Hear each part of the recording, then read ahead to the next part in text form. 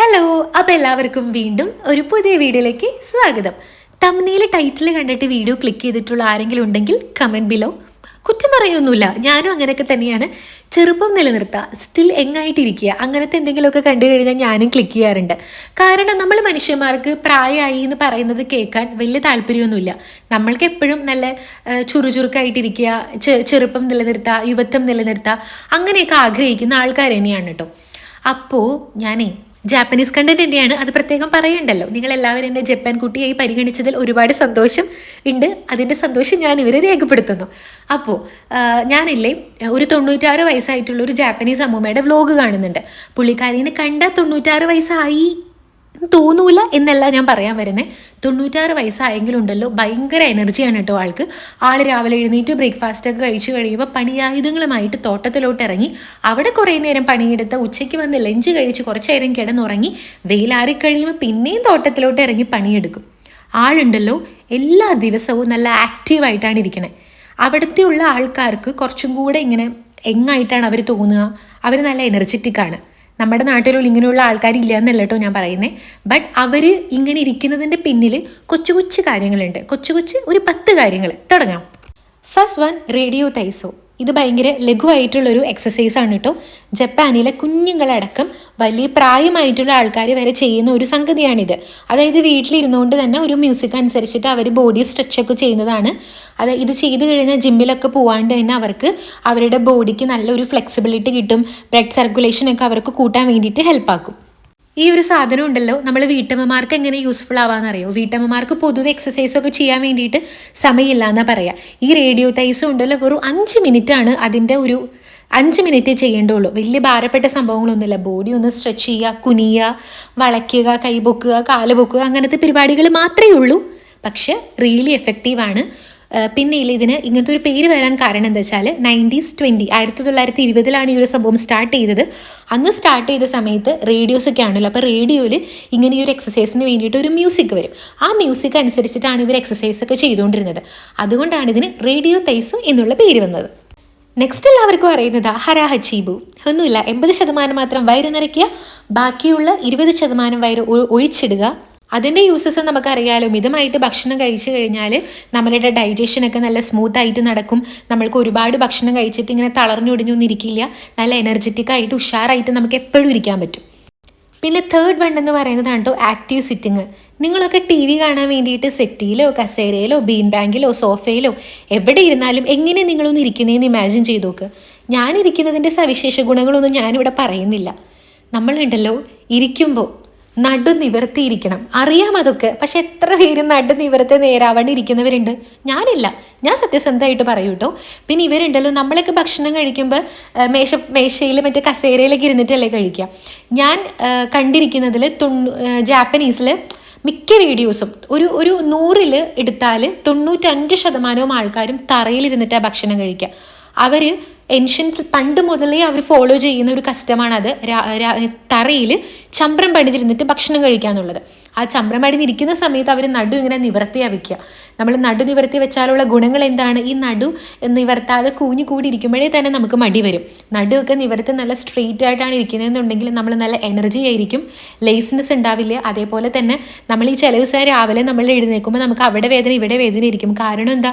കിടന്നുറങ്ങിയപ്പം ഏതെങ്കിലും ഒരു position മാറിപ്പോയിട്ടുണ്ടാവും.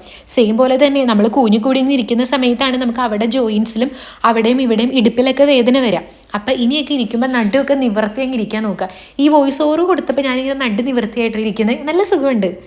Fourth one, ഇറ്റാഡാക്കി മാസു. പക്ഷെ എന്തൊക്കെ പേരാണല്ലേ! ഈ ഒരു സാധനം ഞാൻ മുന്നേ പറഞ്ഞിട്ടുണ്ട്. പക്ഷെ അതിന് ഇങ്ങനെയാണ് ഒരു പേരെന്ന് എനിക്ക് ഇന്നാ മനസ്സിലായത്. ഞാൻ പറഞ്ഞിരുന്നു, ഈ ജപ്പാൻകാരുണ്ടല്ലോ ഭക്ഷണം കഴിക്കുന്നതിന് മുൻപും ഭക്ഷണം കഴിച്ചതിന് ശേഷം നന്ദി പറയുന്ന. ഈ നന്ദി പറഞ്ഞു കഴിഞ്ഞാൽ എങ്ങനെയാണ് നമുക്ക് ചെറുപ്പം നിലനിർത്താൻ പറ്റണമെന്നായിരിക്കുമല്ലോ നിങ്ങളുടെ ഡൗട്ട്. സിമ്പിൾ. നമ്മുടെ ലൈഫിലുള്ള ഓരോരോ കുഞ്ഞു കാര്യങ്ങൾക്കും നമ്മൾ നന്ദി പറഞ്ഞിങ്ങനെ ഇരിക്കുകയാണെന്നുണ്ടെങ്കിൽ നമ്മുടെ ഉള്ളിലെ പോസിറ്റീവ് ഹോർമോൺസൊക്കെ ഇങ്ങനെ പെരുകി വരും. പോസിറ്റീവ് ഹോർമോൺസ് പെരുകി വന്നാൽ എന്താണ്? നമുക്ക് നല്ല സന്തോഷമായിരിക്കും. സന്തോഷം വന്നു കഴിഞ്ഞ് കഴിഞ്ഞാൽ അത് നമ്മുടെ മുഖത്ത് റിഫ്ലക്റ്റ് ആവില്ലേ? നമ്മൾ ചിലവരെ കണ്ടിട്ടില്ലേ, എനിക്ക് സീരിയസിൽ അങ്ങനെ അറിയുന്ന ആൾക്കാരുണ്ട് കേട്ടോ. കല്യാണത്തിന് മുന്നൊക്കെ ഉണ്ടല്ലോ അവർ കാണാൻ നല്ല അടിപൊളി എന്ന് വെച്ചാൽ ഭയങ്കര സൂപ്പർ ആയിരുന്നിട്ടുണ്ടാവും. ബിക്കോസ് ആ സമയത്ത് അവരുടെ ലൈഫ് എന്ന് വെച്ച് കഴിഞ്ഞാൽ ഭയങ്കര ഹാപ്പി ലൈഫായിരുന്നു. പക്ഷേ കല്യാണത്തിന് ശേഷം പല സിറ്റുവേഷൻസ് കൊണ്ട് അവർക്ക് ലൈഫിൽ ഒരുപാട് പ്രശ്നങ്ങൾ വന്നു. 25 വയസ്സുള്ള ഒരു കുട്ടിയാണെങ്കിൽ പോലും ഉണ്ടല്ലോ അവരെ കണ്ടാൽ ഇപ്പോൾ ഒരു 35 വയസ്സ് പ്രായം തോന്നിക്കും. കാരണം എന്താ, അവളുടെ ലൈഫ് മൊത്തം കഷ്ടപ്പാടും സങ്കടങ്ങളും പ്രശ്നങ്ങളുമാണ്. അതുകൊണ്ട് അവർക്ക് മനസ്സ് തുറന്ന് സന്തോഷിക്കാൻ പറ്റുന്നില്ല, ചിരിക്കാൻ പറ്റുന്നില്ല. അതുകൊണ്ട് അത് അവരുടെ മുഖത്തും ശരീരത്തും റിഫ്ലക്റ്റ് ആവുന്നു. അപ്പോൾ സുന്ദരികളും സുന്ദരന്മാരുമായിട്ടിരിക്കാനും ചെറുപ്പം നിലനിർത്താനും എല്ലാത്തിനും നന്ദി പറയുക, പോസിറ്റീവായിട്ടുള്ള ഹോർമോൺസ് ഇങ്ങനെ കൂട്ടി വരിക, ഹാപ്പി ആയിട്ടിരിക്കുക. ഓക്കെ. 5th വൺ, സോജി ഉണ്ട് അവർ കുടിക്കുന്ന ഒരു സാധനം. ഇത് വേറെയാണ് കേട്ടോ. സോജി ഇതുണ്ടല്ലോ ക്ലീൻ ആക്കി വെക്കുക.